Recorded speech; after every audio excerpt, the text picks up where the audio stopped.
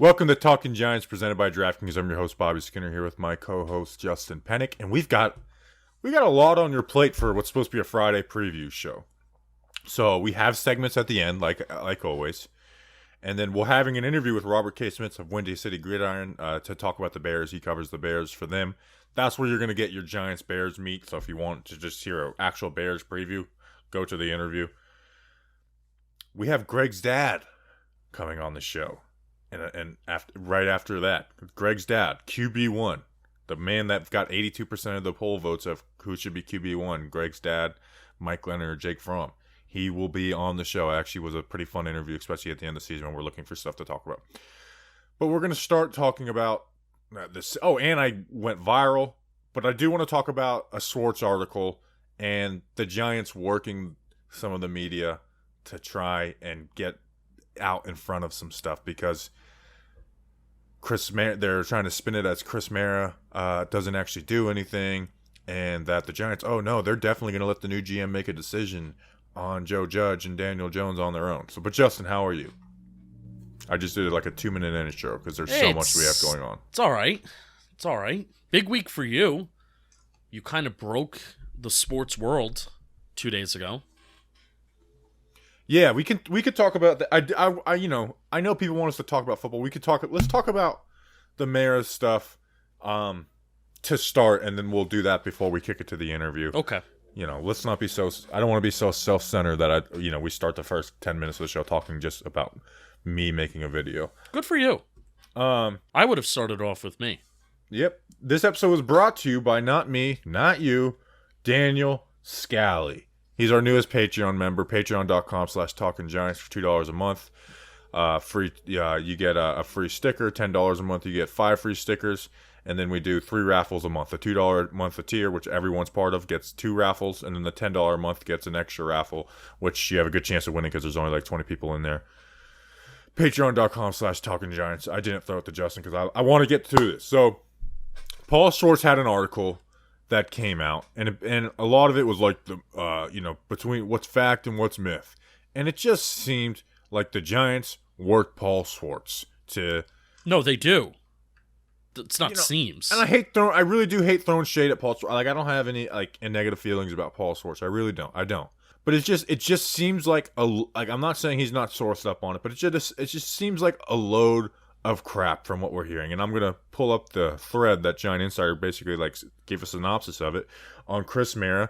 And Adam Schefter went on Jordan Renan's podcast talking about they're going to give the GM the idea to move on from Judge if that's what he wants to do. Yeah, because you have the main report by Schefter that says, and we talked about it. On Sunday. Daniel Jones, Joe Judge will be back next year. And then he goes on Jordan Renan's podcast, and the final 6-7 minutes, by the way, you have to really listen, you have to really search for it. The final 6-7 minutes, Schefter starts to work back. Well, maybe not. Maybe John Mara is open to the best possible GM candidate coming in here, and if that GM candidate says no Judge, then there's a possibility that I don't believe it, Bobby. I don't believe it. It's fantasy land. It's totally made up. John Mara saw what happened, the reaction to it on Sunday. It almost seems like, and I saw, I was listening to, we're giving a lot of shout-outs. It was the Cranky Fan, right? Yeah, I was listening to Just Giants podcast on Tuesday or Wednesday, talking about it seems like they're just throwing feelers out there, whether who it's from and seeing the reaction to it. Like the Kevin Abrams stuff, it's like the reaction to that was like, oh my God. So we'd probably rather just stay with Dave Gettleman than make Kevin Abrams a GM. The Paul Schwartz article says, you know what, John Mara may, he's pretty inclined to promote Kevin Abrams, but he knows the fan reaction. Why? This just goes to the broken brain and broken process that is the Giants, but also just, this is really mean. Are you an idiot? I really want to hire and promote Kevin Abrams, but I know I won't do it because of the fans. Why are you doing things and why are you operating your team based off of what the fans are saying? But then, in a way, thank God the fans are saying don't promote Kevin Abrams, because then you would. If we didn't care, you would, and that would be a disaster. Both situations are horrible. Promoting Kevin Abrams is a horrible decision. And situation, too, of bowing to the fan base. like this is a case where the fan base, I believe, is very much correct. But it's just crazy, man. It's crazy where we are, where it's like it's like they're sending feelers out to the fan base of like, oh, what do you think about this? And then the Schefter report comes out, and it's like, and we're like, are you seriously you're gonna do this again? You're gonna do this again? You're gonna force Joe Judge, and not even to say that you can't bring back Joe Judge, but you're gonna force them on the new GM. So the idea that from this article that like, oh yeah, it's gonna be a GM search where they're not forcing. To me, it sounds like, was Dave Gettleman forced to run it with Eli? No, but he got the job because he was willing to run it with Eli type thing. Where it's like whoever, like the GM, it's even if they say it's not a prerequisite, a biased prerequisite will be like, what do you think of Judge and co? And that's going to be someone question. Who comes in and says like, hey, I want to. If someone goes into a GM interview and says all the good things, whether it's whoever it is, and it's like, honestly, I'm kind of inclined to move on from him, but I'd like to talk to him, see what his vision is, and find out more. Find out what happened with Jason Garrett and more. That guy's not going to get the job because it's like, oh, it's just bias because they're biased for Judge. Now, it may not be a prerequisite. It may not be a prerequisite, but you bet your ass that I know for a fact that is going to be asked. What do you think of Judge? What do you think of Jones? That should be asked regardless, And I got a freaking mosquito in here that is driving me nuts. Now like last week we were a little worried about Kevin Abrams. Now I'm not worried about Kevin Abrams at all. No. We talked a lot on Wednesday about Joe Judge behind the scenes and things we hear and things that are public and, the Garrett, Colombo stuff. Here is my best case scenario that I actually have. I don't have very much hope for this franchise right now, but I do have a little bit of hope for. Is that Dave Gettleman was essentially part of the New York Giants family. Like he's going to pick John Mayer's side. All the lifers in there, he works with them. Joe Judge came in, guys like Steven Verderoso, they're not going to let Joe Judge come in and fire everyone, but he's like, hey, I can't work with this type of guy. Here's what I'm best case scenario. You get a guy from, like Buffalo, Joe Shine or whatever his name is, Joe Shane. Joe Shane. Someone like him or who's an outside the person. And now you got that double team on John Mayer, where it's like you got Judge going at Mayer, like, hey man, like we need to move on, and the best case for like, hey, these scouts need to move. Not, and again, you don't have to fire everyone, or be like, hey, like we need to move Chris Mayer, not from a small role to out of the room. He cannot be in the room, like so. That's my best case scenario hope for them right now. Yeah, and that's exactly why I think John Mara is kind of fascinated with Joe Judge, is that I think Joe Judge gives it to John Mara straight in some regards. And I think because of the attention to detail that Joe Judge has, now again, this is outside of the job qualifications of being a head coach that comes from the months of August to hopefully your team is playing in February, right? From August to February. This is outside of all of that, which sucks. But, Joe Judge brings a certain kind of process, brings a certain kind of language, speaks a certain kind of way that sparks John Mara's interest because it is different. It's probably not something or in a way that kisses his ass like Dave Gettleman does, and I think that intrigues him. Yeah, that's kind of where I'm at right now. So that's the Joe Judge GM's part of it. The other part was, and I should have pulled a tweet, is that this Chris Mayer thing. And this set me off this morning, Justin.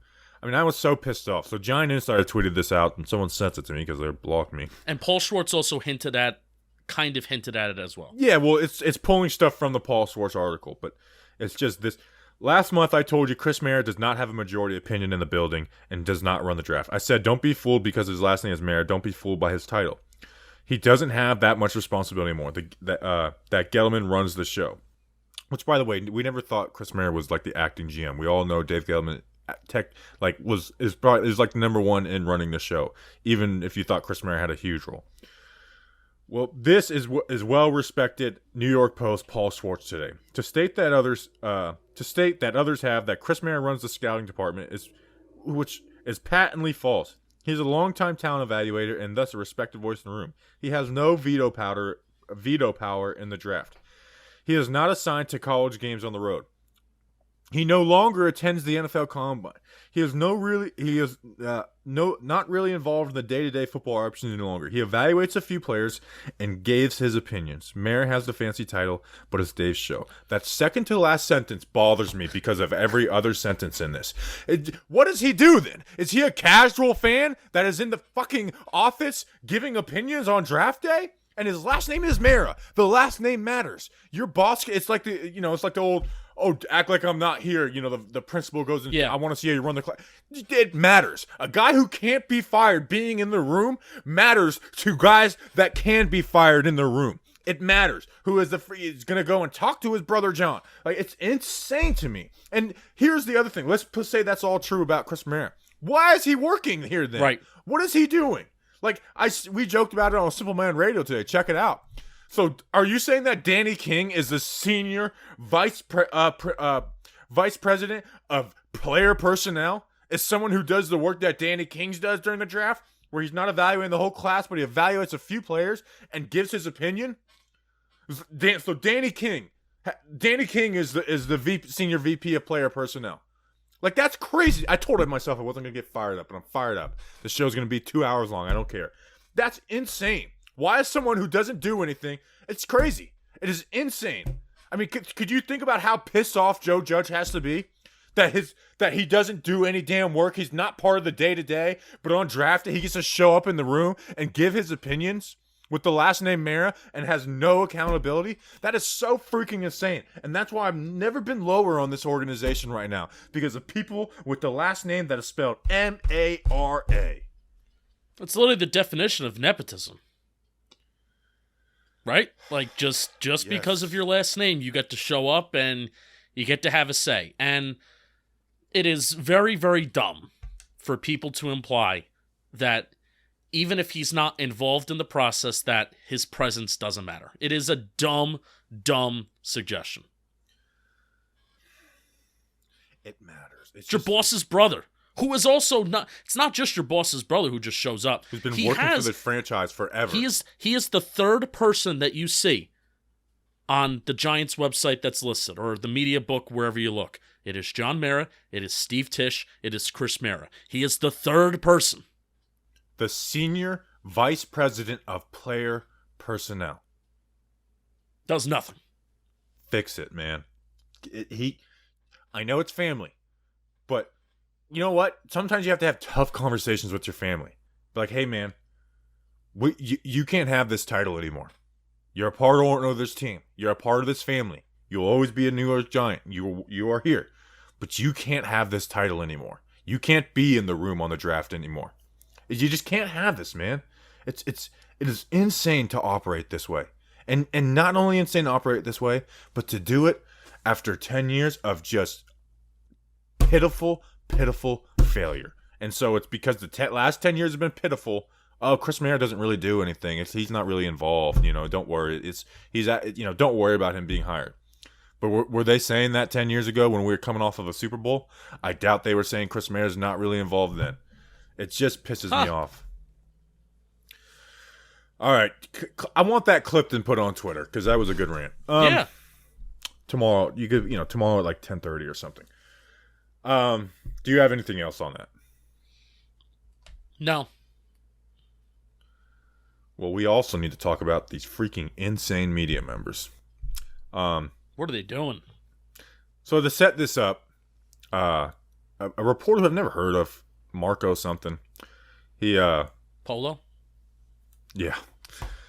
That was cute. All right. He had a tweet after he got off a Zoom call with Saquon Barkley saying, I've never seen him so dejected. So, which was true and fair, but also it's like the Giants have lost 4 games in a row. Saquon hasn't been playing well. There's a lot of heat on him. Like, it's to be expected, It's not like he doesn't want to be a part. Like, it's the end of a bad season for Saquon Barkley in the New York Giants. And so it's like, I just pointed out, it's like, well, all the questions were negative, which the questions were fair, except for one portion of them, I think. Not even fair, just like weird. It's like it's negative. I don't get me wrong, I don't want to beat reporters, but they also could be critical with some more making sense. Like, why don't you ask Saquon Barkley, hey man, you are supposed to be the top dog, and obviously you want to see other guys succeed, but how do you explain Devontae Booker having more yards than you and less carries? That's a very tough, critical question, So it's not like I don't even think the New York media is tough. I think they're headline hunters, which is how we get to my viral video. Because they wanted the headline, Saquon Barkley plans to commemorate return to Chicago or something like that. They asked this man three times about going back to the spot where it happened. And every time he said no. And they kept on asking. So I made this video.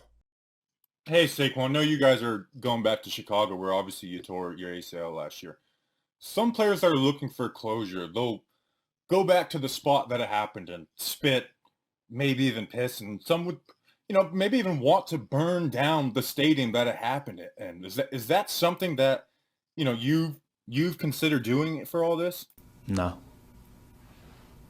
And it broke the internet. I need to get not pissed off because we should be laughing at this, and I'm just in pissed off. I hate the New York Giants franchise right now mode. Well, it is funny. Yeah. So I mean, you guys have seen it. It was a very funny day. It broke the internet. I mean, Barstool believed it.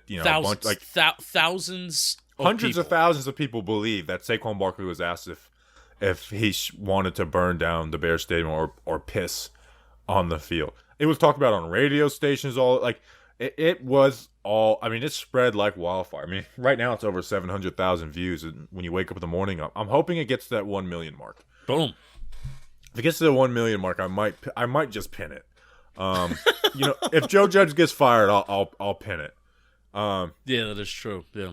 But man, we are having the time of our lives on Wednesday night with that crap. Every time a big check mark, or not even a big check mark, because a lot of, Barstool was the biggest check mark to embed the video and say, what? Which, by the way, I would think that Barstool and their brand would be the one place where they would be like, this is awesome. No, they were like, or at least second guess, hey, maybe the internet don't believe everything on the internet. Yeah, and so Barstool you sometimes would expectedly, but reporters, reputable people who maybe 50K, 60K, they're writing articles about it and they're quote tweeting it saying, is this real? Oh my God. And then I would try to find as many as possible. And I would be like, OMG, is it real? No way. So I just sarcastically just went along with it. And that think was about how many fun. people in their day-to-day life will now think that Saquon Barkley was asked if he could piss. And it was just... or burn Credit down. to Saquon Barkley. While he was being asked that question, he didn't have any facial reaction to it or anything. Just stayed stagnant. Just no. Which it was just funny. So it was making fun of the media. One day you're gonna get enough power and because we're gonna continue to grow. We're starting talking football, and that's gonna be a thing. So you're gonna get enough power and standing in the world one day where you're gonna cause it to crash and burn. I don't think we'll get to that point because I'm going to crash and burn myself by that time. True. Very true. Especially with the way the outlook of the New York Giants' future. Because, this is all rooted in the Giants sucking. If the Giants fired Dave Gettleman on Monday like they should have to get started on their GM hunt, we wouldn't be doing this. We would be talking about GM candidates and doing our GM research and stuff. But nope, they want to be courteous. And so this is what you get. And you get the Pat Hanlon, Steven Verderosa fight, which we talked about on Wednesday. Just this is your fault, New York Giants. It's everything a soap opera. Yeah, everything that's bad happens is your fault. So it was a fun day. I don't feel like telling it. Like I said, a lot of people got tricked. So all right, should we send it to the interviews? Let's do it. All right. So I haven't recorded this interview yet. But I know it's going to be a good one because we've had him on every single year talking Giants. And even before talking Giants, I interviewed this guy. Robert K. Scmitz of Windy City Gridiron. I really do like Robert. So good conversation that I haven't had yet to talk about the Giants-Bears game a little bit. All right, me and Robert just spent 20 minutes talking shop on Giants-Bears. And that's why I'm glad to have him on because it's, the Giants-Bears has become its own little rivalry the last 5 years. And we'll get to see each other next year, which... whenever I see the Bears on the schedule, I'm looking forward to talk to Robert. We both we both came up at the same time. Like both had 200 followers at the same time, and Yes, we did. both have grown. So Robert Scmitz of Windy City Gridiron covers the Bears better than anybody. Giants and Bears, not only a rivalry, we were in a draft day trade last year. First question, this is game specific. Who's your quarterback this week?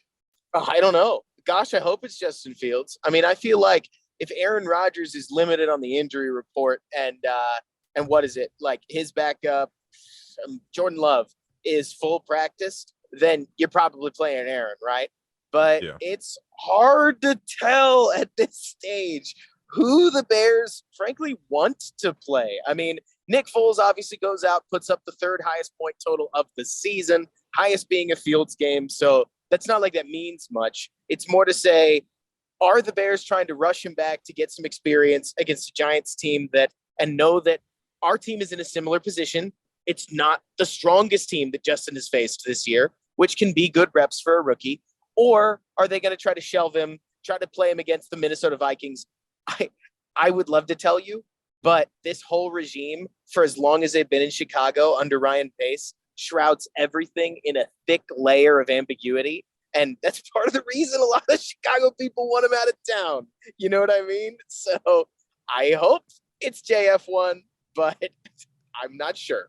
So we had you on in 2019, and I feel like we've kind of flipped situations where at the time you guys were on year 3 of Mr. Trubisky. Now you guys had a second year playoff season under him. So we did. But, probably we're like, I don't know what he is. I don't know if he's going to be it. And me, Giants, is like, yeah, we suck, but I got this shiny new QB, and he's throwing, a lot of touchdowns. He's on pace for the rookie touchdown. Like, I'm in love. So now Fields may have not had the same success this year, but where are you at with Justin Fields overall? Like, not even talking about this game specifically. Our fans would probably like to hear, like, sure. How do you feel about Justin Fields year 1? So I feel good, but I feel good for the same reason that a lot of Giants fans felt great about Daniel Jones. Well, at least this year, for the Daniel Jones fans out there, where I'm seeing Justin Fields play in a West Coast system that doesn't fit him at all. So we're seeing him get better at a lot of the things that he was, I'll just be frank with you, Bobby, awful at to open the season. In September, he took a sack on 1 out of 4 dropbacks. Think about that. That's reprehensible. And now he's brought that number down to 1 out of every about 12. So massive improvement. I think his play to play ability to go through his reads, find his check down is getting better. The athleticism's obviously there. The touchdowns aren't. But when you look at the Bears receiving room, absolutely nobody stands out. I mean, we were expecting big things from Allen Robinson this year, who's been virtually invisible. Yeah, that's crazy. So it's been wild. And truth be told, I think it's on both sides there, right? Where I don't think the Bears are trying to use him like a wide receiver 1, which is wild, weird, if not spiteful. But I also don't think Allen Robinson's necessarily trying to assert himself in a contract year, saying, I'll just try not to get hurt and hit free agency. So hard to know what's going on there, but the Bears have been able to generate some decent receiving targets. They've just struggled in the red zone all year long, and it took a titanic catch from Jimmy Graham last week and then the best catch of Damiere Byrd's life on the 2-point conversion to get their 5th win of the year. And when you're grinding that hard to beat the Seahawks in a game where they shoot themselves in the foot, you're in deep. You know what I mean? Yeah. Now usually I root for the Bears. They've been like, I don't root for any other team, but I was like, I like seeing Chicago do well. This year, we've been rooting against the Bears with all our hearts. It's been the most fun part of the season is rooting against the Bears because of that draft day trade. I don't want to ask you this. I'm not asking you, do you regret picking Justin Fields at 11? Sure. But does part of you like, man, I wish we would have kept that draft pick? So I think about it like you're talking about from, do I want the pick? Obviously, but I would trade up to number 11 to draft a quarterback in a heartbeat every single time. Okay. I mean, there's a reason that we had to twist Gettleman's arm. It was his first trade down ever, if memory serves. Yeah. But Chicago needed a quarterback in the worst way. I mean, we would have been looking at an Andy Dalton and Nick Foles led football team, and the ability to draft somebody as talented as Justin Fields. Now, again, does talent always equate to results? Not necessarily. Mac Jones is popping off, and I'm sure you've talked about this because, Bobby, how could anybody not, right? That scheme around a rookie or a quarterback in general is so clearly evidenced through Mac Jones' success right now that it's hard not to just desire better for all of our quarterbacks, whoever they are, right? I mean, I'm sure you know what I'm talking about with Jason Garrett. And we had Jason Garrett, who I do think was 32 of 32 as OCs in the NFL. And I think offensive coordinator, Robert, is the second most important offensive play caller to me. After quarterback is the second most important position in football. Like I really now, obviously, you got to have more than a good QB and a good play caller. Right. Like a good play caller can make up for a lot of stuff, you know. And what was so frustrating with Daniel Jones the past 2 seasons, there's been good moments, you know, not to say it hasn't been like he hasn't been like a like horrible. He's been average, I would say. But it's frustrating. And when we talked in 2019, his rookie season was fun. He was, and it was like, yeah, does he have some turnovers, the fumbles? But he has thrown the ball and he's got stuff to work on. But this is fun football with Daniel Jones at QB. Oh yeah. You know, it's like this is clearly different than what we've seen out of Eli Manning the last 30 years, throwing the ball downfield. And they looked at his mistakes and said, we got to eliminate that, and didn't look to thrive his best stuff, you know. And in that 2019 season, we had a bad offensive line, worst wide receiver room, and you know, again, he was on pace for the rookie touchdown record. You look at him and Justin Herbert's rookie season, that besides the fumbles, which are big, they are exactly the same. Like touchdown rate, interception rate, yards per game. Even they literally, even their teams were both ranked as the 19th offenses in the NFL, and then we went to the 31st ranked last year. So I know what you mean. I wasn't rooting for Fields this year, but next year I will be rooting to see Justin Fields do well. And I'll be the first to tell you that I'm going to say something that might sound a little weird, but as an honest evaluator, I really don't care about Fields' numbers this year, if that makes sense. Yeah, he's a rookie. He's a rookie. Yeah. He came out of Ohio State too. And what I feel like nobody talks about, Bobby, is that when you come out of a high, like top tier school, like Mac Jones, honestly being the weird one. Tua Tagovailoa, I think, struggled with this. Justin Fields struggled with this. AJ McCarron, dramatically less talented, right? But from Alabama, struggled with this. You go from making it to where, or to building offenses where your number one wide receiver is going to be open 85% of the time. I mean, you're asking Chris Olave to run a route against a guy at Rutgers, right? He's open. He's going to be open. To the NFL, where there's a reason that Aaron Rodgers from, if memory serves, Cal, and Drew Brees from, it was Purdue. And you look around like the NFL's pedigree, it's not a ton of guys from high, like, blue chip schools where a lot of the defensive players, wide receivers, like the Julio Joneses come from that seem to make it in the NFL. It's guys that had to go through their progressions in the first place. Josh Allen from Wyoming, Patrick Mahomes from Texas Tech, Russell Wilson from, it was wherever Mike Glennon played, NC State. State, yeah, and then Wisco. Exactly. It's not these OSU type quarterbacks that succeed.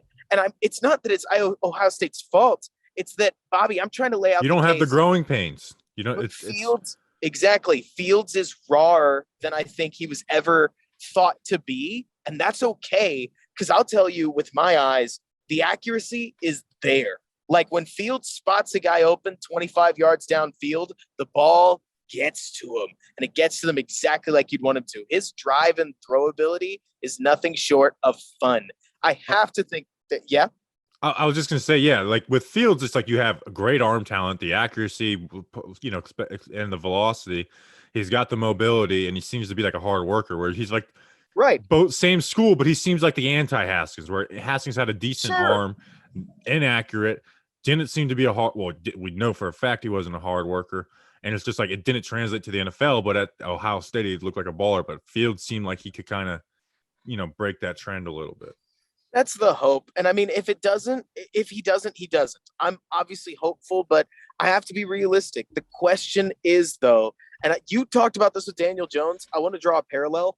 I think that there's two choices that offensive coordinators always have, right? It's, do I bring the bottom up with my player, or do I try to just pop the top off and take the L on some of the bad parts? And with Daniel Jones, I feel like they kind of took what he was good at and almost took that opportunity away from him. I'm stealing this.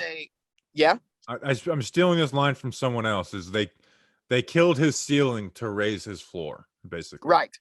Mm-hmm. And I find myself like I look at that and I think to myself, somebody's going to get the chance to make the same decision with Justin Fields. I hope that they pick the ceiling because I'll take 4 sacks a game. Russell Wilson in just this last game took a crippling 12-yard sack that created a 39-yard field goal the Seahawks missed that basically let the Bears back in the game. Now, obviously, you should make a 39-yard field goal, but he turned a 5-yard sack into a 12-yard sack. And I, like most Seahawks fans, will live with that to get the rest of Russell Wilson, right? With Fields, honestly, I'm surprised, Bobby, you haven't brought up the big juice of this game, right? Do you recognize this is Mike Glennon's revenge game? Oh, I've brought it up. I'm a big like Mike Glennon over Jake Fromm guy because we started Jake Fromm last week, and I was fine. I was like, you know what? Jake Fromm's arm talent sucks. He's never gonna be the future. I don't care if he's new. I don't want to see new. I want to see Mike Glennon. How was that Mike Glennon experience? I mean, you only got like 2 or 3 weeks of it. This is 4 games, and you have to remember he entered the season drafted signed right before Trubisky. He got $41 million in one of the most, I would say, infamous contracts in recent Bears history. Said recent NFL history. Said this is my year, and proceeded to embarrass himself on national TV Sunday Night Football against the Packers. And there's no doubt in my mind. He's obviously still wearing number 8, right? No, he's number 2. Oh my gosh. There's no doubt in my mind. Bears fans are salivating to welcome Mike Glennon back into the stadium. It's not a hate thing. I don't understand why it is that everybody's still mad at a guy that we paid money to and he only started 4 games. I think he won against the Steelers, almost beat the Falcons. Like, it's not, I don't know. Fans can get really angry at players who, are just trying their best, right? But that's somebody I know the Bears fans are excited to see. And there's more juice there than anybody wants to admit. Well, it'd be like if the Giants got to face Geno Smith after, they benched Eli for him. Yeah. Honestly, that that's a great example. But Mike Glennon, here you want to talk about scheme. Mike Glennon, who's a bad quarterback, is having career worst in completion percentage, yards per attempt, touchdown percentage, interception percentage, and QBR. So that the scheme, the players around Mike Glennon has turned him from bad to worse. Oh, I know the feeling. That was Nick Foles last year. I mean, unfortunately, like you said, I feel like the Giants and Bears are intertwined destiny teams right now. I know. Just try to pull them out of like back in, what was it, the 2000s, like the 90s, the 80s. Bears and Giants had that like defense running game grit. I remember it was Ahmad Brooks, right? And those Giants teams, they were tearing it up. That was so much fun. And both the Bears and the Giants are just trying to find their way in this new Kansas City, Tampa Bay, Los Angeles Chargers world, right? And hopefully we can figure it out, man. It's been frustrating. I hope. See, when we talk next year, do you hope it's early season or end of season? I want to be smack dab in the middle, so it's not where we're having a meeting in this game, but we also have a good idea of who our teams are too. Whereas the hope is either thriving or dead. It was so funny to me because you talked to me at the early 2020 last year, and do you realize we talked about Trubisky the week before he got pulled, and everybody knew it was coming. You know what I mean? Like the Bears have been this. The word that I would use if Giants fans want to know how it feels, because I don't know. Tell me what the zeitgeist is on Joe Judge, because I'll tell you what, Twitter probably paints a very different picture than New York media. They hate him.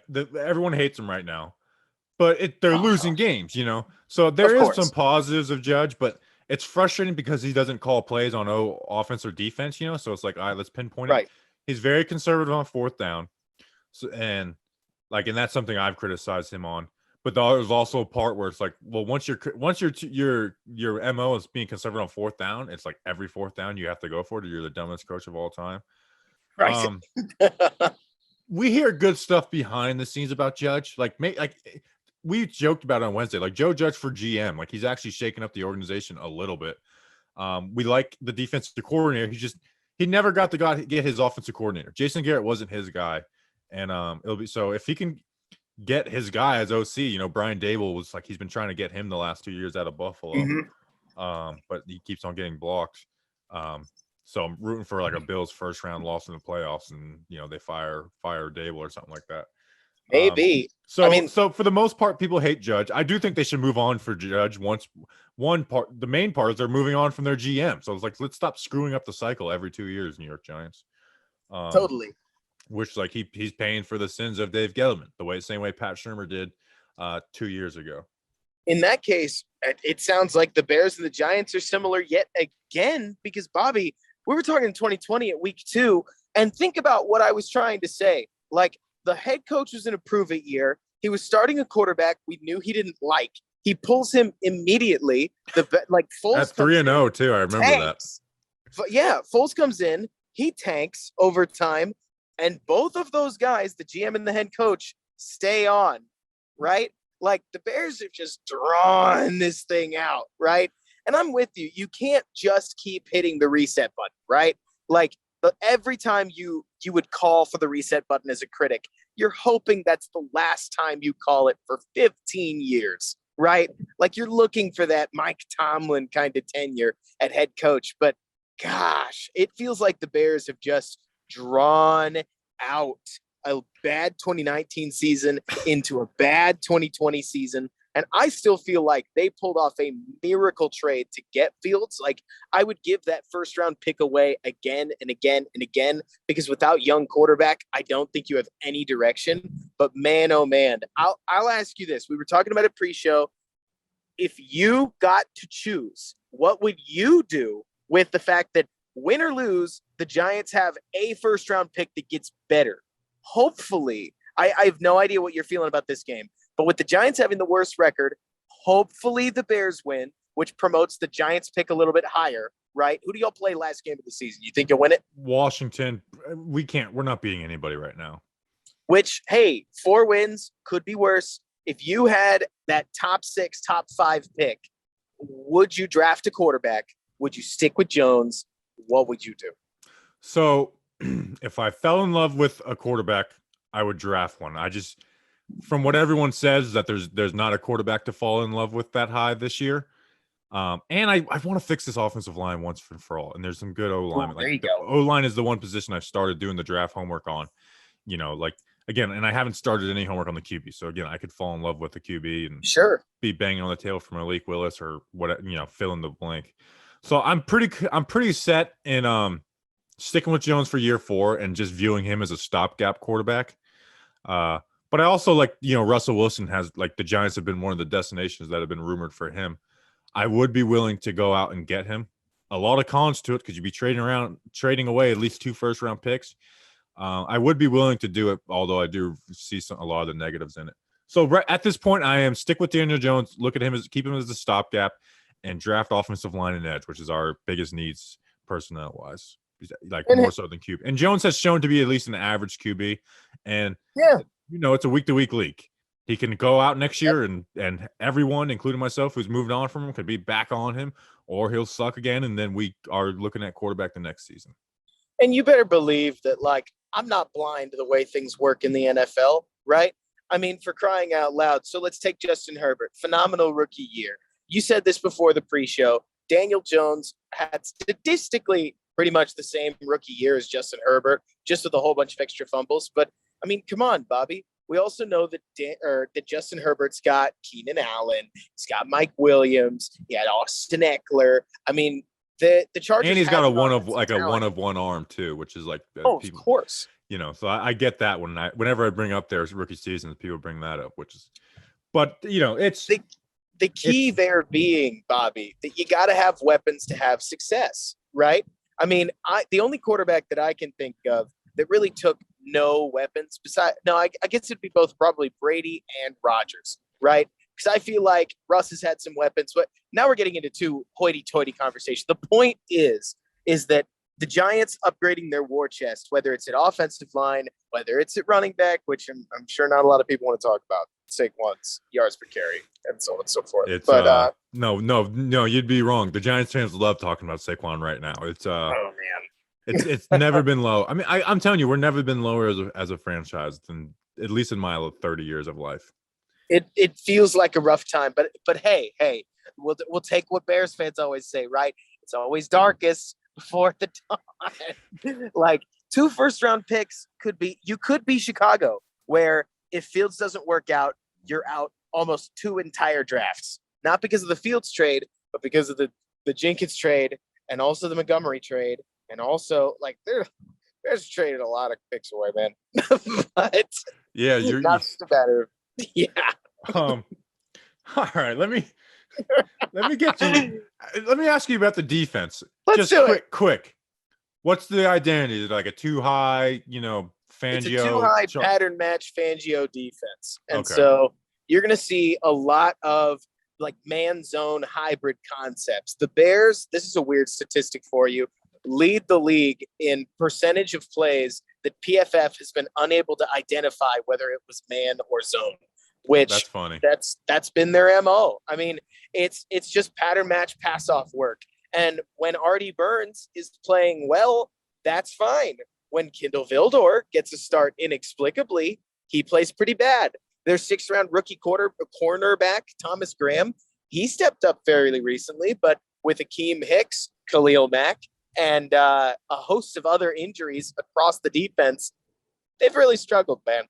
But I will tell you what, one number to watch for would be number 94. I don't know if you've heard. Robert Quinn is on an absolute tear. He has 17 sacks this season. And if he sacks the long-necked wonder, number 2, Mike Glennon, that will break the Bears franchise record and put Robert Quinn as the highest sack total ever in a Bears uniform. So potential history on the line on Sunday afternoon. Question, is he lining up on both sides? He puts himself on the right side mostly, if not always. Versus the right tackle or versus the left tackle? He ain't getting it, bro. Andrew Thomas he's our shining star this year, man. There you go. Allowed 1 sack. He's been our guy. So tell him to line up over Nate Solder, and he might I'll pass that along. You guys have got a couple, you guys have gotten to play Nate Solder a few times and kill him. So Andrew Thomas, he's the only player I get jazzed up watching. Tony when he's healthy, but he's never healthy. Absolutely. Last question, since we're kind of BSing. How's the Alec Ogletree experience? Oh gosh, it's weird. I feel like one play he fits his gap. So the weird part about linebackers, right, is they're all over the field, even if they're not very good, right? So you'll still see Ogletree make like 6 to 9 tackles a game, but he is not good in coverage. I mean, whether it's him not knowing where he's supposed to be or just losing his man on a man assignment, right? God forbid he tries to play zone. He's one of PFF's worst graded defenders this season for a reason. And I like just citing them, not because I'm some PFF head, but because it makes it to where it's not just my opinion, right? And Alec Ogletree, let's put it this way. Well, you have Giants opinions behind you too, so don't worry about it. Let's put it this way. I'll tell you the scary part, Bobby. Every time Danny Trevathan has stepped on the field, I've wanted 44 back on it. So even as bad as Ogletree has been, God, you guys are still doing Trevathan too. I remember talking last year, and it's like Trevathan is so bad. Yep. And so, well, he got a big deal last year, and so like he got a 2.5-year deal with an extra 1.5 void years. Our cap is a mess, but yeah, I mean, like you're saying, this is it's it's an interview of 2 guys covering franchises in bad spots that are very familiar too, and like are doing trades in the offseason with each other. No kidding. And I feel like the funny part about last week, I cannot imagine what it was like. Silly question. I've got one for you. Was it goofy watching that Seattle game in the afternoon slot? So you had the opportunity to watch it, seeing Nick Foles drive back to somehow bump the draft position down out of absolutely nowhere. We had thought that game was over, and I turned it on literally for the last 50 seconds before we recorded. And I was like, are you serious right now? Is this serious? Is it what's happening right now, Russell Wilson? It's like, I'm never going to, I hate you. I don't want to trade for you at all now. Like, this is unreal that you guys let Nick Foles win this game on you. It was that classic Philly Foles magic too. That was so funny about it. Like, I don't know if that means 50 seconds you caught this. A 3rd and 14 fade route to Jimmy Graham goes through. Then they go for 2 and get it. It was funny because you got to remember, like, Bears fans right now, we don't have a first round pick. We also aren't near the playoffs. We're mathematically eliminated. So winning and losing is truly just for the fun of it. You know what I mean? Like in a game Justin Fields is playing, you're like, I'm watching a game with minimal impact on the future at all. Like, that's why if Justin Fields wasn't playing, I'd be like ripping my hair out if I were you. It's like this is my this is what I want to do is watch this one player. But I don't care about any other player on the team. I want to watch this one player every week. At least when Jones went down for 2 games, it's like, all right, we get the Eli farewell tour, and that made it a little more fun in 2019. Oh yeah. The bright side with Fields that I'll tell you as a Bears fan in this setting is that Fields has played over 10 games this season. He obviously has gotten better. And I'm waiting, as I'm sure you were after Jones, for that first professional offseason, right? I've always heard about this, that first offseason, you finish up your collegiate bowl season around January. You get with an agent for basically the first time ever. You're doing pre-draft workouts. You're meeting with teams. You're studying playbooks. You're learning how to interview. You go to the combine. You go to the draft. And then you have like mini camp, training camp, season time. But this offseason, as I'm sure you know, this is where whether it's Kadarius Toney or Justin Fields, you end the season with next season in mind. That's it. You meet with the personal training coach. You figure stuff out to try to get better at, and you come back, you hope, as depending on the guy's work ethic, pretty much the player that you're going to be for the rest of the future. You know what I mean? Like, unless you're Josh Allen, you figure out year 3, which, hey, that happens all the time is for quarterbacks specifically, but that sophomore step is massive. And so I'm waiting for that with Justin Fields. This Matt Nagy offense seems like it's doing more harm to him than good. And that's not to say Fields isn't making mistakes, but past a certain point, if you turn on any of the Bears games and watch these things, you'll see this kid is getting no help. And you have to watch the All-22. Otherwise, it looks like he's just standing there running around with his head cut off. Because on the broadcast, you can't see that everyone's so frustrating. You know what I mean? Can I ask you this? Because you're a film guy like me. Right. How do you deal with the Bears All-22 every week? Like we dread it watching the Bears All-22 every week. Or did you get the secret Bears video that I saw earlier in the year? Do you have that? Yes. So basically, here's the way that I do it. I don't know if you want to go through this, but you can ask me and I'll source you the All-22 later. But yeah, we'll talk later. You can go through European Game Pass. That's what we do. And it's got the special angle. It's got the good one. Does it really? So that's crazy. So yeah, we actually are doing the Euro VPN thing. So it's better. Yeah. Well, right now I'm screen recording it, so it's because I don't know how to download it. But man, Robert, I do appreciate you coming on. Of course. You're in the car right now and it doesn't sound like it. Good audio. So we will be talking again next year. And I'm sure we'll talk sometime in between. Can you go down to the Senior Bowl or something? We're going to the Senior Bowl. You should go. Let's do it. I'll see if I can't find my way there. I want to so bad. All right. Sounds good, man. I appreciate you. Absolutely. Talk to you soon. All right. We now welcome onto the program of a very special 2 people. We got Greg and Greg's dad, Greg's dad was the star of the show on Monday after the Giants past game.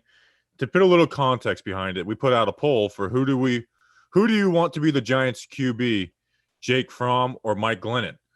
It got 275 responses, but the most liked response was Greg saying, "My dad." It would mean a lot. So we got Greg's dad on the show. Greg's dad. Do you have a name, a first name, or are we just gonna call you Greg's dad?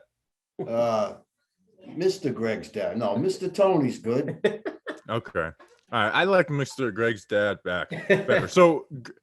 Who do you want to play QB? Mike Glennon or Jake Fromm? To be honest with you, with that offensive line, I don't care who you put back there. Nobody's going to do any good, so it doesn't matter to me. Terrible. Well, it doesn't matter to Greg's dad. Greg, why would it mean a lot for your dad to be the QB? I'd give it a shot. I think he'd be all right. Yeah, show me the money. You know what? I'd give it a shot. Honestly, man, I watched that game Sunday, and I was just thinking, like, how the hell did we get here? Like, how? I was just hoping that Jake Fromm would come in and be the savior of the Giants. Like, and then I saw your tweet and I was like, you know what? Yeah, just go ahead. Go my dad. Does it really make a difference at this point? So, and then I put my phone down and then I woke up to all those responses. I didn't know what the hell happened. I was laughing my ass off, but I honestly, I agree. I'd rather go Fromm because I know Mike Lennon's terrible. Maybe Jake Fromm could shock the world. But after that Sunday performance, Yeah, man, he didn't look too good either. it doesn't get any worse than that. I'm in the Mike Glennon camp, but it doesn't matter because now our offensive line's bad and all our wide receivers are gone. Oh, So yeah. we put out a second poll because like, all right, let's test the nation. We said, who do you want to be the QB? Mike Glennon, Jake Fromm, or Greg's dad? Greg's dad, you got 82% of the votes. That's right, brother. I'm a natural born athlete. That's why. Fromm got 14 and Glennon got 4. Is this you've been watching a lot of Giants football? I go way back. When I was a kid, one of my favorite players was Homer Jones, Del Schaffner, guys like that. Spider Lockhart. Yeah, I know all those guys. We do like a 100 Oh, you days, do. 99 days till Giants football, and so we Right. always use those You're guys. saying Abe Lincoln too, right? Yeah. I heard he got shot or something. Is this your like the lowest Giants football has been in your lifetime? No. When I was growing up, they were horrible. I mean, it's pretty close, but I've been through some really bad years when I was a kid. Then some real good years, and now it's back to bad years again. I'm 31, 32, so I'm it's 69, definitely the man. worst for me. So I mean, It's I they were hit pretty 30 bad in the next month. '60s, and then they got Fran Tarkenton in a trade, and they went 8-8, and I thought that was like better than winning the Super Bowl. That's how bad they were back then. But you say that, but last year we went 6-10 and we're one game out of the playoffs, man, and it felt like we were building a championship team. yeah, that's true. Yeah. Well, I had hope. They looked like they were turning the corner, but they just fell back into a bliss again. Not good. What do you think is their biggest issue? Offensive line, pass rusher.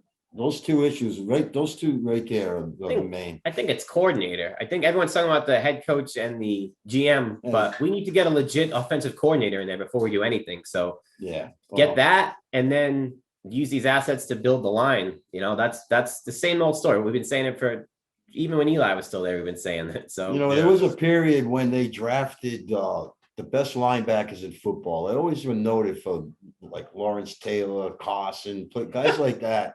But those days are gone, man. Now we draft Lorenzo Carter and O'Shane mediocre Ximines. players. So Daniel Jones has been out, which is basically why you're on this show, Greg's dad.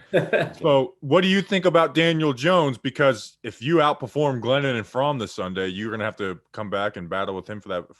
I'm gonna have to start jogging again. Yeah. So you're out on Jones? I like Daniel Jones. I think he can be good. Like I said, I don't care who you put back there. He's gonna have problems. Yeah, it's been a frustrating year. Who's the player you like the most on the team? My favorite player? You know what? I probably like Barkley, but he's been banged up. Hard to pinpoint one player. you like the I like rookie this pass rush. He likes slot those. receiver. What's his name? He likes Tony, and No, I'm not crazy about Tony. he just Have you listened to Tony's music at all? No, I can assure you he is not. No. No. I don't think so. He's a rapper. He calls himself Oh, Young, is he? Yeah, young that's Joker. Yeah. Young Joker. Yeah. You guys are gonna have to send me over you guys' shirt sizes because I want to send you guys some stuff and thank you Oh, for you're it. awesome, man. Do you guys know any local business? Maybe a business owner yourself. You want to give a shout out because we're at the end of this year and we're giving away free ads. Anybody need insurance in Rhode Island? Sure. Can't up me, Greg Mercurio. Is that where you guys are? Is Rhode Island? Yes. Yeah. So we don't always get them on TV. So we actually have to go out to watch them, which just makes it worse. So. Oh man, when's the last Giants time you guys were at a Giants game? We just went to Sunday, Dallas the Dallas game, where we Is that saw like a once in a while thing, or you guys go pretty often? we try to go once a year. Yeah. We make it like we went to the Eli game this year too when they retired. Hey, Rodney Hampton signed my hats last Sunday. Yeah. Oh, Hey, boy. that's awesome. We just one of our co-hosts, he just had dinner with Otis Anderson the other day, so Oh, that's I pretty know. cool, Rodney Hampton. That's really cool. So what we're gonna have to do is we do a once a year event tailgate at one of the games. So whenever we figure out that day, I'm gonna send that to you guys because I want you guys there and having some food and a good time with us. Oh, you're awesome. Awesome, man. Appreciate Is it a skybox or we got to sit in the cold? it. You know what? I will try and get you some tickets because we had we're sponsored by DraftKings, and okay. they gave us a free suite for that Cowboys game. Now I'm down in Florida, so I didn't get to go. So Justin hogged it to himself. But we will get you in there.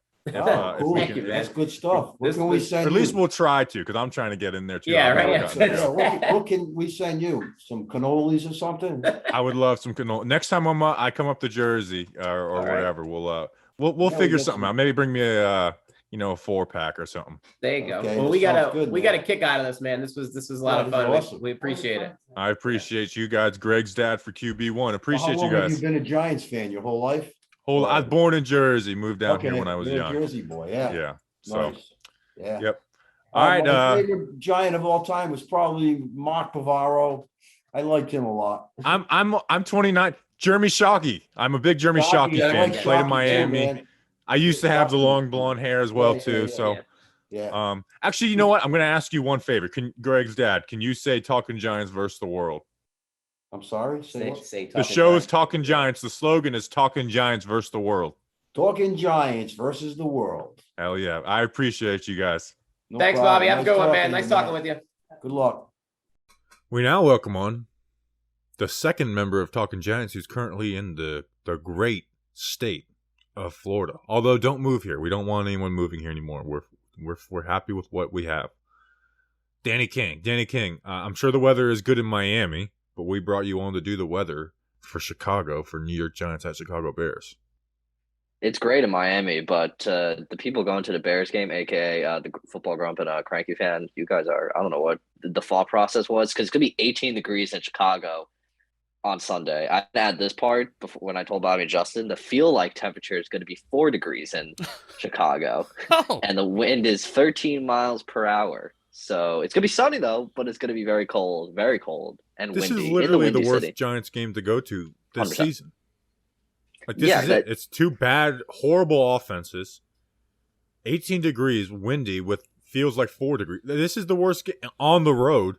This The is worst. the worst game if you're a Giants fan to go to this season. Worst game. Yeah, I mean, it couldn't have, like, when they bought the, I'm not sure when they got tickets, but this could not have gone. I think, I'm assuming, could Chris Mickle be going to this game? That's possible. He might be going to the Bears Chris Mickle game. will be there. oh Chris God. Mickle, you poor soul. You poor soul. But he's a Chicago guy who, like, it's a little different for Chris Mickle. It's for them to be traveling. I mean, I'm telling you, they're idiots. Like, that was the one time I've ever agreed with Snacks. It was saying, like, you guys are idiots for going to that game. 100%. This is just the worst weather known to mankind. All right. Do we have any trivia? We do. We got 2 more of these, so but this this is week's question- second. Like, after this, we got 1 more. So let's enjoy this Yeah. segment. Next year, we need to let's keep enjoy trivia this. stats, by the way. See how well we do. All right, Yeah. go with the trivia. Yeah.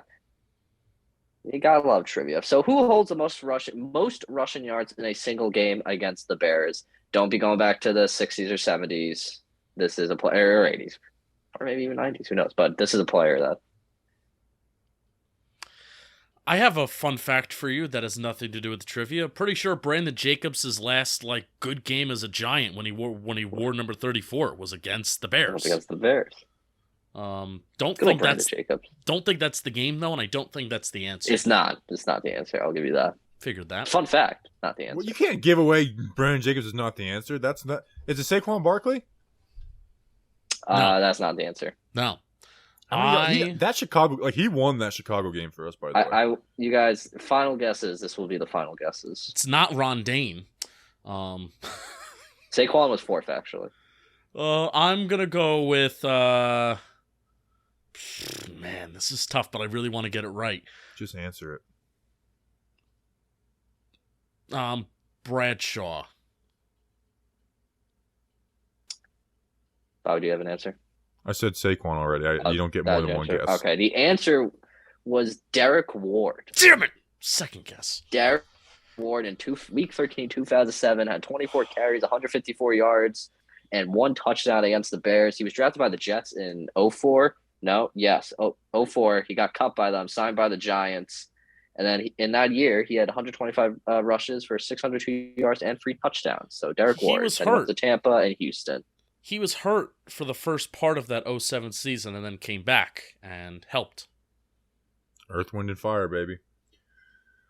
Speaking of Earth, Wind, and Fire, we are really this fantasy draft is getting tight. And if you are listening to a preview episode for the first time this season, we draft players from the game that we are playing. This week, Justin will be picking first. I'll be picking second. Danny third. Justin is still in last place, but he's only after a 40-point outing. He's only 36.9 points behind. Like if we have the same exact result of last week, the next 2 weeks, Justin will win the fantasy championship. You know, so like it's not likely, but Justin is not out of this. I looked at last year. Justin won by over 100 points for the season. Like there was no chance of anyone beating Justin for like the last month of the season. I am still in first place, and then Danny after a 12-point outing. Danny after a 27-point outing is 11.5 points back. So me and Danny, it's really any one of our games. Obviously, I'm favored because I have an 11.5-point lead. But Justin is not out of this. This is what I'm looking forward to more than like now that since we have the Bears draft pick. I'm just gonna root for these players. That's gonna be who I'm rooting for. I'm rooting for the 4 players that I pick. Oh yeah. But Justin, you have the first pick, and this is 100% the bleakest week for this fantasy draft, and I love it. Justin, who's the first pick? I think the easiest and the best pick here is just David Montgomery. Yeah. He's a guy that's just going to get carries, and I know he's going to produce yards. I'm just hoping that he can cash in the end zone and therefore really make that number 1 pick and run away with anybody else, because nobody else is a lock to even get like 40 yards. So good luck. Oh yeah, no one is. So I knew you were going to go David Montgomery. So I kind of had in my head who I was going to pick second. I am throwing a curveball this week with my first pick. I'm going with Devontae Booker. Whoa. Oh, whoa. Seriously, who should I trust to get yards? Cole Kmet, Darnell Mooney, maybe? Saquon Barkley? Saquon Barkley was on the do not practice on Thursday. Now, he talked on the radio to Kim Jones, which was a hilarious interview. Like he was he was 100% playing. You know, but Booker gets more yards. He gets more yards per pop, and they use him in the receiving game. So I'm going Devontae Booker with my second pick. And as I say that, I forgot I didn't even pick a freaking Giant Factor yet. Danny, and we don't have Slayton this week. Our number 2 wide receiver legit might be David Sills. Like I'm not like Pharaoh Cooper in the slot. David Sills might get his first start. So. Yeah, I forgot about John Factor as well, so I'm gonna have to brainstorm that after this. My pick is gonna be Darnell Mooney because him and Justin. Oh, wait a second. Easy pick right there. No, is go back Justin on Fields it, Danny. playing? Go No, back I'm not. on I'm it, not. Danny. No, You no. have no. back-to-back picks anyway, so it doesn't matter. Oh, okay. Is Justin Fields playing, by the way? I don't know. Do we We'll know figure out in the interview. Figure out the interview. That for happened a good before friend. this. Yeah. Good friend. My second pick, I just can't go when we took Devontae. Someone took Devontae Booker in the first round. I actually might have in week 1. That's to be determined. Then now it gets really bad. You know what? Screw it. Give me Jimmy Graham. I don't care. He's been getting some touchdown passes here and there. Cole Kmet, he does.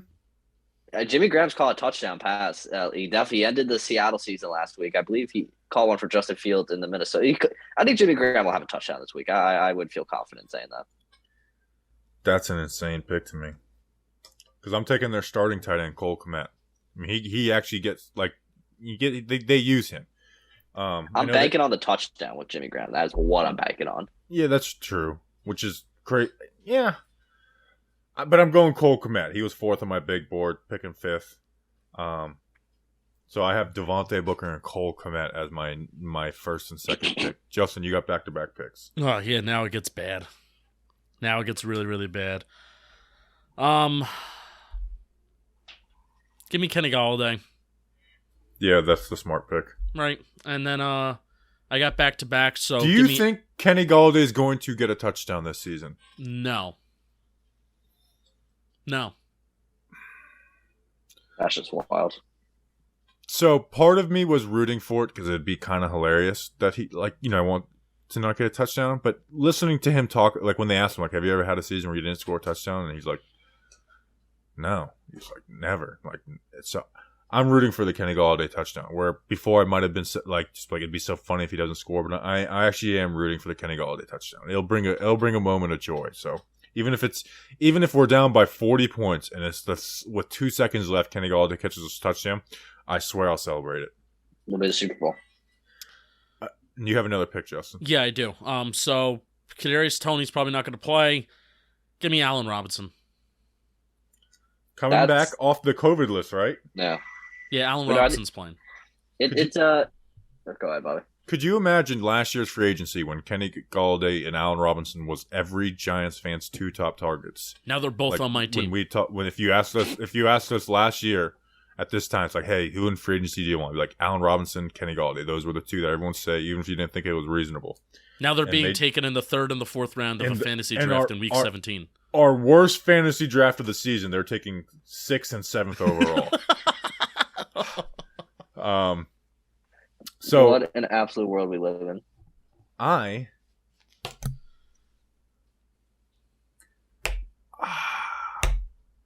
You know what? I'm going to do it to Danny.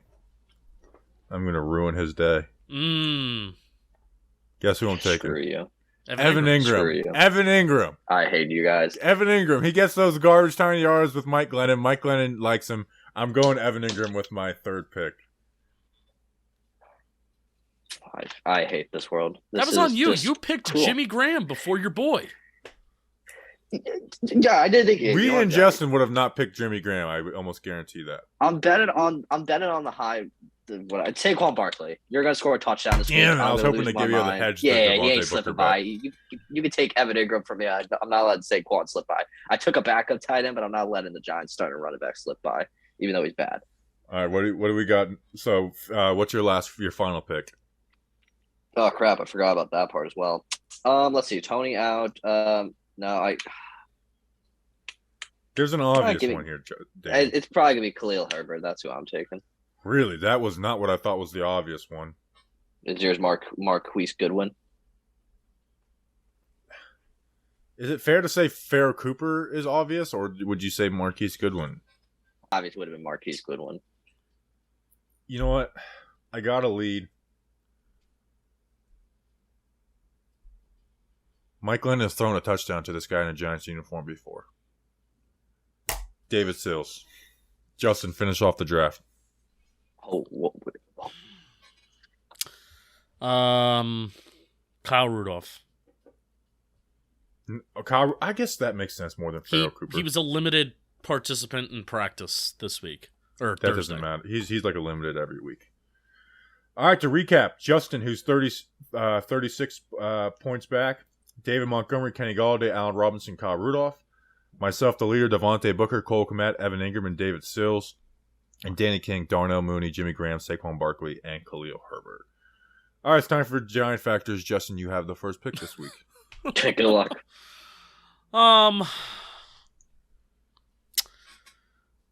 Who was Lorenzo Carter? Don't know if I said him last week, but depending on who's at quarterback, if it's Fields, the dude takes a lot of sacks. If it's Foles, no matter what, you're not going to have a guy that's mobile back there. This Bears offensive line is not that very good, but also it is the quarterback that holds onto the ball.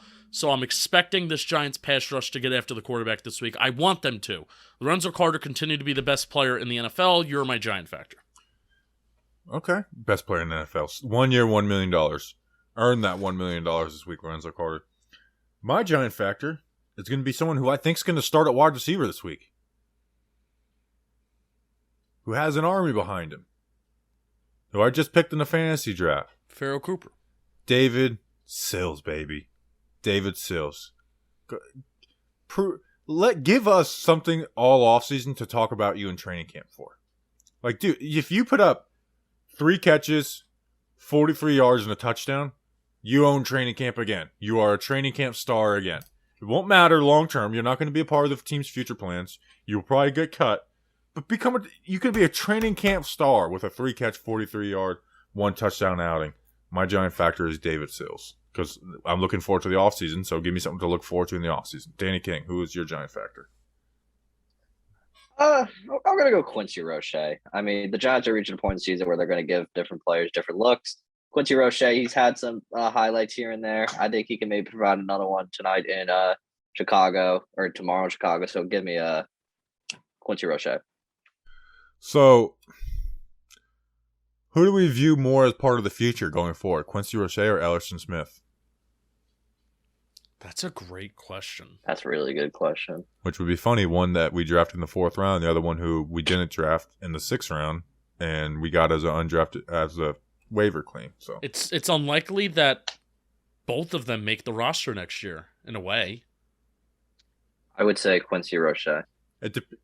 it depends on if Carter's here. If Carter's not here, then both of them make the roster. If Carter's here, then it gets tight. I'm rescinding the 1-year, $1 million offer to Lorenzo Carter. All right. Spread picks. So last week was a pretty good synopsis of how this year has went. Justin went 2-6. He's 57-67 on the season. The listeners went 4-4. I wish they would have went 3-5 because they're 60-64 on the season. I went 5-3. I'm barely over 500, which is my goal for the rest of the season. 63-61, and just make sure the listeners aren't able to touch me. And Danny King went 7-1 last week, 73-51. Wow. I mean, unless we just disagree on 75% of picks, and I'm right on all of those, this is over. So we still got to do it. The listeners are represented by Chocolate Jefferson this week. The Chiefs at the Bengals +5. They are going Bengals +5. Danny, who are you going? Still waiting for my sweet tickets DraftKings for being the gambling expert. I'm going to be going the Bengals. They're just no, you're losing them money, so they're not going to give you stuff. That's why Justin got to go. He makes the DraftKings money with his picks. that is true. That is true. Yeah, but the Bengals are just I love the Bengals. So give me Joey B, future gold jacket. Joe Burrow's hot in the streets right now. I'm going Chiefs -5. I think they're a better team, so I think they'll win this game. 5 points is, you can see it being close, but I just think the Chiefs are a better team. I don't care. Someone said that freaking Patrick Mahomes is not better than Joe Burrow on TV today. Stop. The Chiefs, I was betting against them for a month straight, and now I'm not betting them against them at all. I got Chiefs -5. Justin, who do you got? No, Bengals. Thursday Night Football this week, by the way, which sucks. Bengals could still win this game. But I mean, Chiefs -5. Chiefs -5. All right, no Thursday Night Football. That sucks. All right, Dolphins at Titans -3.5. I'm on the Dolphins train, and I think if the Titans, I don't think we're going to blow them out. So even if the Dolphins lose and they end this 7-game winning streak, I think it'll be by a field goal. I think the Dolphins will be in there with them. And I actually think the Dolphins will win outright. So I'm going Dolphins +3.5. Justin, who do you got? Titans -3.5. Danny, are you siding with myself or Justin? I mean, I have to side with you. I'm in the city of Miami, so I'm rocking Miami. That is true. No Dolphins game though. There is a Georgia game. That is true. That's gonna be a fun atmosphere. Listeners went Titans -3.5. Raiders at Colts -6.5. I know the Raiders haven't been very good, but they're missing Carson Wentz. They're missing all this is to me is an easy Raiders +6.5. Danny, who do you? The listeners went Colts though. What do you got, Danny? I'm going to be siding with the listeners. I'm going to take the Indianapolis Colts. This is the Jonathan Taylor show.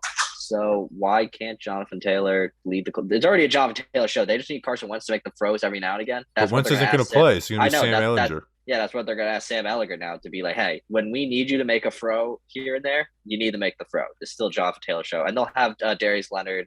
Their offensive line should be back. So I still see this being a Colts victory. I just think Sam Ehlinger sucks, and I don't see him winning by a touchdown. He's a Texas Longhorn, to be fair. Sucks. Just like Colt McCoy. Justin, who do you got? Where's Phillip Rivers? Give me Raiders +6.5. Me and Justin agreeing. Actually, no, we disagreed on the Titans. Dolphins. Never mind. All right. Eagles at Washington +3. I just think the Eagles are a better team. I'm going Eagles -3. Listeners are going Eagles -3. Is this the one we're all going Eagles -3 or no? Yeah, I'll be taking the Eagles. Yes. Playoff team, Philadelphia Eagles, apparently. God, I'm going to root so hard against them in the freaking playoffs. It'd be glorious. Broncos at Chargers -6.5. Justin, who do you got? Chargers -6.5. The listeners agree with you. I agree with you. I just think the Chargers are better are going to beat the Broncos and Drew Lock. Danny, who do you got? Yeah, the Chargers. It's Drew Lock. He's bad. I really want Vic Fangio. Even though he's going to be like the most sought after defense coordinator, and we have Patrick Graham. Cardinals at Cowboys -6. Who do you got, Danny? Man, oh man, the Cardinals are on a downward spiral. Cowboys physically destroyed the football team on Sunday night. I think this could be a bounce back game for the Cardinals. I'm gonna take the Cardinals +6, or at least they'll win. I think they can keep it close, but I think they'll win. The listeners, I agree with you. I agree with you because I'm just not in on the Cowboys. They beat about the football team. They're nothing. Yeah, like that game doesn't impress me. Sorry, that don't impress me much. Like that's like the Cowboys to a T, beating up on bad teams. Justin, are you agreeing with us? Or are you gonna still be like the Cowboys are a top 2 team in the NFL? Did you just make a Shania Twain reference in my presence? I am gonna go Cowboys -6. There's something about these Cowboys where I'm getting the same kind of vibe that I got with the Bucks last year, which I don't want to hear, well, the Bucks won the Super Bowl, they were always the favorites. No, they were not. People were down on the Bucks last year. And because of how good that defense is performing, if the Cowboys, if they can get their offense up to par like I think they can, then they're going to be a dangerous team. Do I still think they're going to choke in the playoffs? Yes, but they're a good regular season team. Cowboys -6. Justin's a big narrative guy, so I'm going to give him the opportunity at another one. Vikings at Packers -7. Oh, wait, before Justin goes, I have another weather report because this game is going to be even somehow worse than Chicago. It's going to be 8 degrees in Lambeau on Sunday night, with it feels like 5 below. So, that's a Sunday night game. Looking forward to it. Kirk Cousins choking on primetime Oh, again. shit. So you're going Vikings, right, Justin? Yes, I am going Vikings +7. Danny, who are you going? Oh, am I muted? Oh, I must cut out right now. I'm taking the Packers. Myself as well. The listeners are siding with Justin. And to finish it off, we got Browns at Steelers +3.5. Listeners are going Browns -3.5. Justin, who are you going? Steelers +3.5. Danny, who are you going? Manicast is back this week. That's fun. So I'll be taking the Steelers in Big Ben's final game at Heinz Field. There's no way, just no way, that Big Ben is losing to the Cleveland Browns in his final game at Heinz Stadium or Heinz Field. There's no way. Steelers, this is the easy one. Danny, what is your score prediction for Giants at Bears in the draft poll? My score prediction. My score prediction this week is no matter what happens, the Giants win, because if the Bears lose, their draft pick goes down. If we lose, our draft pick goes down. So this is a great day to be a Giants fan. Giants lose 14-6. I really want this game to end in a tie. Like, I've never wanted a Giants game to end in a tie. This is the game I want to end in a tie. Justin, what do you got? Bears 9, Giants 6. Is that you just being like, ooh, they both suck? Yes. Listen, it's the end of the season. These games don't matter. And that's why the Giants will win big. Giants 77, Bears 0. We'll see you guys on Monday. Give us one more victory podcast, even though I really don't care at this point. Like, don't let the last time people hear sweet victory be the frickin' Eagles game at home.